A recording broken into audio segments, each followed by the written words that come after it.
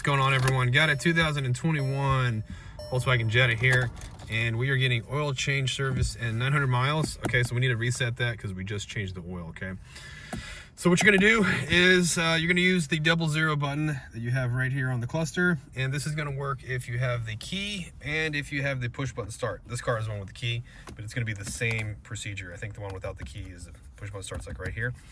So what you're gonna do is you're gonna have the car off like I have it now, and you're gonna press and hold down 00. Then you're gonna turn the car to the ignition setting, okay? Basically, you're gonna have your foot off the brake so you don't start it, all right?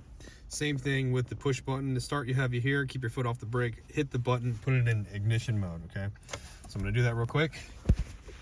Hold down, turn the key forward. Key is forward, and actually, if you wanna reset, let go of the button, and then push the button again. It'll tell you reset, okay? It's that simple. It's the same thing whether you have this key or the push button start. Hope the video was helpful. If it was, appreciate it if you hit that like button for me and leave me a comment, and hope to see you again in another video.